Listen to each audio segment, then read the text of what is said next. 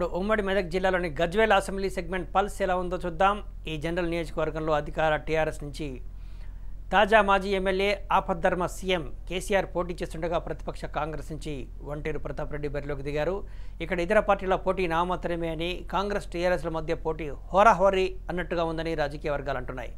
Gajwel assembly నియోజకవర్గ క్షేత్రస్థాయిలో పరిస్థితులు ఎలా ఉన్నాయో, ఎన్నికల ప్రచారాన్ని ప్రభావితం చేస్తున్న అంశాలేంటనే వివరాలను ఉమ్మడి మెదక్ జిల్లా రిపోర్టర్ మురళీధర్ను అడుగుదాం.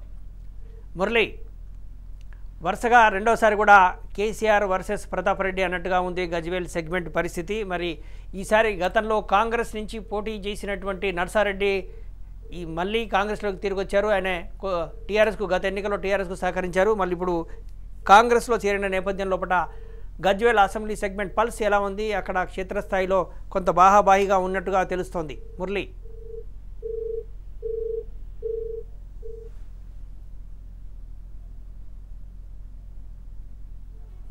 ఎస్, గజ్వేల్ అసెంబ్లీ సెగ్మెంట్లో టీఆర్ఎస్ నుంచి సీఎం కేసీఆర్ పోటీ చేస్తుండగా ప్రతిపక్ష కాంగ్రెస్ నుంచి వంటేరు ప్రతాప్ రెడ్డి పోటీ చేస్తున్నారు. ప్రతాప్ రెడ్డి గత ఎన్నికల్లో టీడీపీ నుంచి పోటీ చేశారు. గత ఎన్నికల్లో కాంగ్రెస్ నుంచి పోటీ చేసినటువంటి నర్సారెడ్డి ఎన్నికల మధ్యలోనే సీఎం కేసీఆర్కు అనుకూలంగా ఉపసంహరించుకున్నారనేటువంటి టాక్ ఉంది.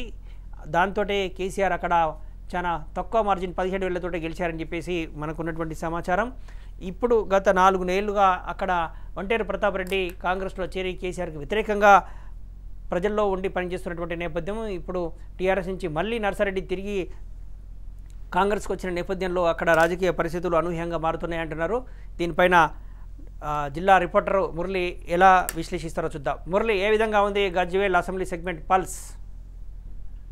గజ్వేల్ అసెంబ్లీ సెగ్మెంట్ కి సంబంధించి హోరాహోరీగా పోరు ఉందని చెప్పవచ్చు. అయితే ఇక్కడ ముఖ్యమంత్రి కేసీఆర్ ఇక్కడ టీఆర్ఎస్ పార్టీ తరఫున పోటీ చేస్తా ఉన్నారు. అయితే మరోవైపు మాత్రం సాధారణ అభ్యర్థి అయినటువంటి వంటేరు ప్రతాప్ రెడ్డి కాంగ్రెస్ తరఫున పోటీ చేస్తున్నారు. ఈయన గత 2 ఎన్నికల్లో కూడా 2014, 2009 ఎన్నికల్లో కూడా ఈయన 2 ఎన్నికల్లో కూడా ఓడిపోయారు. అయితే 2014 ఎన్నికల్లో కేవలం 19,000 స్వల్ప మెజార్టీతోనే ఆయన ముఖ్యమంత్రి కేసీఆర్ చేతిలో ఓడిపోవడం జరిగింది. అయితే అప్పటి పరిస్థితులను చూస్తున్నట్టయితే కనుక 2014లో కాంగ్రెస్ పార్టీ నుంచి నర్సారెడ్డి కూడా పోటీ చేయడం జరిగింది. అయితే ఈసారి మాత్రం మాజీ ఎమ్మెల్యే నర్సారెడ్డి ఈసారి ప్రతాప్ రెడ్డికి ఆయన సపోర్ట్ చేస్తా ఉన్నారు. ఆయన కొన్నాళ్ల క్రితమే కాంగ్రెస్ పార్టీలో చేరడం జరిగింది. మరోవైపు అక్కడ ఉన్నటువంటి మిగతా ఏవైతే మధ్యస్థాయి నాయకులు ఉన్నారో వాళ్ళందరూ కూడా టీఆర్ఎస్ పార్టీని వదిలేసి కాంగ్రెస్ పార్టీ వైపు వస్తున్నారు. అయితే నియోజకవర్గంలో చూసుకున్నట్టయితే కనుక ముఖ్యమంత్రి కేసీఆర్ వేల కోట్ల రూపాయలతో అభివృద్ధి చేసినప్పటికీ మాత్రం ఆ అభివృద్ధి అంతా కూడా ప్రజలకు చేరలేదు అనేది అక్కడ ఉన్నటువంటి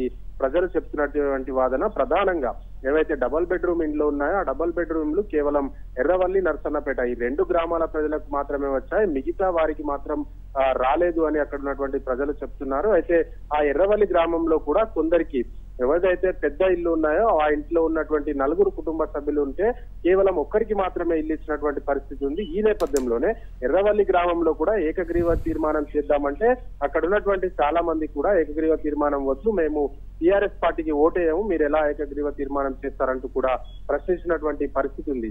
అయితే గత కొన్ని రోజులుగా చూస్తున్నట్టయితే గనక ఈ నియోజకవర్గం మొత్తం కూడా అంటే ఒకవైపు కాంగ్రెస్ పార్టీ, మరోవైపు టీఆర్ఎస్ పార్టీ, ఈ 2 పార్టీలు కూడా హోరాహోరీ పోరు కొనసాగుతున్నది. ఎవరు గెలిచినా గానీ కేవలం 20,000 లోపు మెజార్టీ ఉండే అవకాశం ఉంది. ఇక్కడ ముఖ్యమంత్రికి మాత్రం 20,000 మెజార్టీ దాటే అవకాశం కనిపించడం లేదు. సునీల్, ఎస్, గత ఎన్నికల్లో పోటీ చేసినటువంటి నర్సారెడ్డి సహకరించకపోవడము, కాంగ్రెస్లో తిరిగి చేరడము, అలాగే అక్కడ ఎలక్షన్ రెడ్డి లాంటి నాయకులు కూడా పూర్తి స్థాయిలో పనిచేయట్లేదు, టీఆర్ఎస్ క్యాడర్లో కూడా కొంత సహాయ నిరాకరణ ఉంది అని చెప్పేసి మనకు తెలుస్తుంది.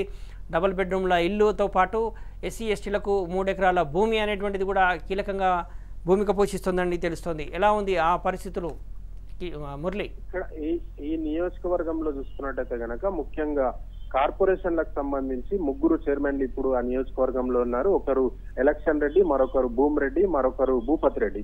ఈ 3 కూడా అయితే భూపతి రెడ్డి ఈ నియోజకవర్గం కానప్పటికీ ఆయన ఈ నియోజకవర్గానికి ఇన్ఛార్జ్ గా కొనసాగుతున్నారు. అయితే ఇక్కడ ఉన్నటువంటి వీళ్ళందరి మధ్యన కూడా సమన్వయం లేకపోవడం, ఒకరంటే మరొకరికి పడకపోవడం వల్ల వాళ్ళందరూ కూడా ప్రచారం ఏదో 1-2 రోజులు మాత్రమే కొనసాగించిన వాళ్ళు ఇప్పుడు మాత్రం అక్కడ ఎవరు కూడా ప్రచారం చేసినట్టు కనిపిస్తలేదు. అయితే మంత్రి హరీష్ రావు మాత్రం ప్రతి రోజు కూడా గజ్వేల్ నియోజకవర్గంలో పర్యటిస్తున్నారు. ఆయన ఎక్కడ ఈ ప్రచారం చేసినా సాయంత్రానికి లేదంటే అర్ధరాత్రి సమయంలో కూడా ఆయన గజ్వేల్ నియోజకవర్గానికి చేరుతున్నటువంటి పరిస్థితి ఉంది. అయితే ఇక్కడ చూసినట్టయితే గనక గజ్వేల్ నియోజకవర్గంలో కేవలం పెద్ద పెద్ద భవనాలు, రోడ్లు మాత్రమే అయ్యాయి.